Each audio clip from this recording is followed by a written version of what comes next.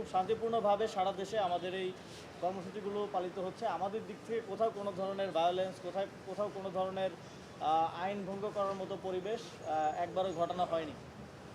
তবে রিসেন্টলি আপনারা জানেন যে প্রথম হবিগঞ্জে আমাদের পদযাত্রা চলাকালে হবিগঞ্জে আমাদের নেতৃবৃন্দের গাড়িবহরে হামলা করা হয়। আপনারা সবাই ভিডিও ফুটেজ দেখেছেন কি বর্বরভাবে সেখানে রড, দেশীয় অস্ত্রশস্ত্র নিয়ে গাড়ি ভাঙচুর করা হয়। গাড়ির ড্রাইভারকে পর্যন্ত আপনারা জানেন যেগুলো ভাড়া গাড়ি দিয়ে আমরা সাধারণত চলাচল করে থাকি, ড্রাইভারকে পর্যন্ত মারধর করা হয়, আহত করা হয়, হেনস্থা করা হয়। আমাদের যেই মিডিয়া টিম ছিল সেই টিমের সদস্যদের, যারা হয়তো প্রফেশনালি আমাদের সাথে এই সার্ভিসটা দিয়ে থাকেন, তারা আমাদের দলীয় সদস্যও না সবাই, তাদেরকেও মারধর করা হয়, হামলা করা হয়। তাদের অনেকগুলো গ্যাজেট সেখান থেকে ছাত্রদলের হামলাকারীরা চুরি করে নিয়ে যায় এবং আমাদের কেন্দ্রীয় নেতৃবৃন্দ, সিনিয়র নেতৃবৃন্দের উপর হামলা করা হয়। আপনারা দেখেছেন সার্জিস আলম আহত হয়েছেন, নাসিরুদ্দিন পাটোয়ারি সহ বাকিরাও হামলার শিকার হয়েছেন।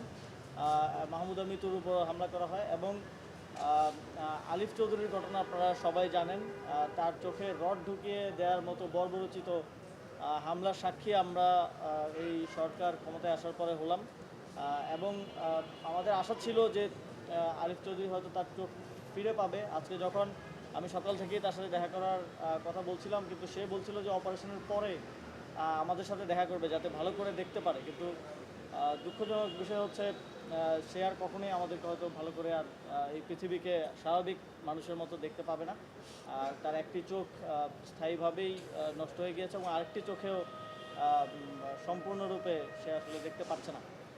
তো এই বয়সে তার পুরো জীবনটাই সামনে পড়ে আছে। এই বয়সে এত বড় একটা প্রতিবন্ধকতা তার জন্য, তার পরিবারের জন্য এটা খুবই বাজে একটি ঘটনা এবং আমরা হয়তো আজকে আলোচনা করব, কালকে ভুলে যাব, কিন্তু তাকে এই স্মৃতিটা সারা জীবন, এই প্রতিবন্ধকতা সারা জীবন বয়ে বেড়াতে হবে এবং তার পরিবারকে এটার মধ্য দিয়ে যেতে হবে। এবং খুবই দুঃখজনক ঘটনা যে জুলাই গণঅভ্যুত্থানের পর এবং একটি নির্বাচনের পর আমরা একটি গণতান্ত্রিক পরিবেশ এই রাষ্ট্রে আমরা প্রত্যাশা করেছিলাম, যেখানে আমাদের বাক স্বাধীনতা থাকবে, আমরা আমাদের রাজনৈতিক সভা সমাবেশ কর্মসূচি করার যে সাংবিধানিক অধিকার সেটা আমরা প্র্যাকটিস করতে পারবো। কিন্তু দুঃখজনক হলেও সত্য, আমরা এর আগে দেখেছি ঝিনাইদহে এনসিপির নেতৃবৃন্দের উপর হামলা করা হয়েছে এবং এই হবিগঞ্জে হামলা করা হলো এবং আজকেও যখন আমরা এখানে কথা বলছি কিছুক্ষণ আগে, প্রায় 2 ঘন্টা আগে সিলেটের গোলাপগঞ্জ দিয়ে যাওয়ার সময় আমাদের এনসিপির গাড়িবহরে হামলা করা হয়। আমাদের নেতৃবৃন্দরা সেখানে আহত হন এবং আপনারা সেখানেও ভিডিও দেখেছেন কি নৃশংসভাবে গাড়িবহর আটকানোর চেষ্টা করা হয়েছিল। আমরা শঙ্কা করছি যে তাদের উপর তাদেরকে হত্যার উদ্দেশ্যে হামলা করা হয়েছে এবং এ বিষয়ে আমরা সরকারের পক্ষ থেকে এখন পর্যন্ত কোনো ধরনের স্পষ্ট বক্তব্য আমরা তাদের পক্ষ থেকে পাইনি এবং কোনো ধরনের আইনি ব্যবস্থা হামলাকারীদের উপর, সন্ত্রাসীদের বিরুদ্ধে নেওয়া হয়নি। আমরা শঙ্কা করছি যে এটা সরকারের সর্বোচ্চ পর্যায়ের পৃষ্ঠপোষকতাতেই হচ্ছে, যেহেতু তারা কোনো ধরনের ব্যবস্থা গ্রহণ করছে না। এবং আপনারা দেখেছেন যে গতকালকে যখন হামলার পরে মামলা করার জন্য আমাদের কেন্দ্রীয় নেতৃবৃন্দ, আমাদের আহ্বায়ক নাহিদ ইসলাম সহ হবিগঞ্জ পৌঁছানোর চেষ্টা করেন, তাদেরকে শ্রীমঙ্গলে আটকে দেওয়া হয়। সেখানে ট্রাক দিয়ে, তারপর রাস্তায় পুলিশ ব্যারিকেড দিয়ে সেখানে তাদেরকে আটকানো হয়। আপনারা জানেন যে হবিগঞ্জ শহরে 144 জারি করা হয়েছিল, কিন্তু শ্রীমঙ্গলে কোনো ধরনের 144 সেখানে ছিল না। অনেকটা বেআইনিভাবে তাদেরকে সেখানে দীর্ঘক্ষণ আটকে রাখা হয়। সেখানে আমাদের কয়েকজন মেম্বার অফ পার্লামেন্ট ছিলেন, পার্টির সিনিয়র নেতৃবৃন্দ ছিলেন, পার্টির নারী নেতৃবৃন্দকে সেখানে পুলিশ হেনস্থা করে, কিন্তু আমাদের নেতৃবৃন্দ সেখানে অবস্থান গ্রহণ করেন, আমাদের সদস্য সচিবও সেখানে ছিলেন। পরবর্তীতে তারা সেখানে আপনারা জানেন একটি মামলা দায়ের করে এসেছেন।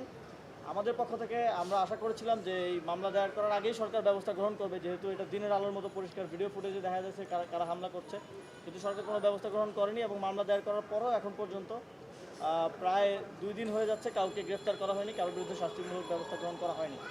আরেকটা বিষয় আমরা দেখেছি, আওয়ামী লীগের সময় যখন ফ্যাসিবাদের দোসররা ছাত্রলীগের সন্ত্রাসীরা হামলা করতো, তারা হয়তো সেটা লুকিয়ে রাখার চেষ্টা করতো, কিন্তু আমরা এখন দেখি যে বিএনপির সন্ত্রাসীরা তারা লাইভ করে নিজেরটা, আপনারা যে হামলার ভিডিওগুলো দেখেছেন অধিকাংশ ভিডিও তাদের নিজেদের করা, সেখানে কোনো মিডিয়া কিংবা আমাদের নেতাকর্মীদের ধারণ করা না, তারা নিজেরাই ধারণ করছে। তার মানে তারা তাদের সিনিয়র নেতৃবৃন্দের কাছে প্রমাণ করতে চাইছে যে তারা দলের জন্য এটা করতেছে এবং তারা এই ধরনের দৃশ্যতা দেখানোর পরও তাদের বিরুদ্ধে কোনো ধরনের সাংগঠনিক ব্যবস্থা এবং কোনো ধরনের রাষ্ট্রের পক্ষ থেকে আইনি ব্যবস্থা গ্রহণ করা হয়নি।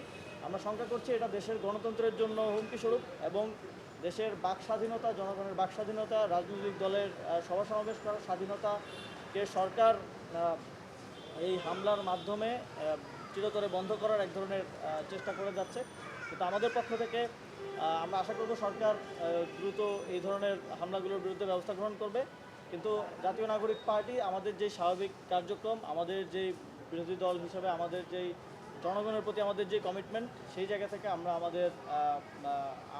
আমাদের কণ্ঠ কখনো বন্ধ করব না। আমরা আমাদের প্রতিবাদ জারি রাখবো। আমরা আমাদের গণভোটের রায় বাস্তবায়ন সহ যে রাজনৈতিক কর্মসূচি নিয়ে কাজ করে যাচ্ছি সেটা অব্যাহত থাকবে। আমাদের যে জুলাই পদযাত্রা চলছে সেটাও যথারীতি অব্যাহত থাকবে।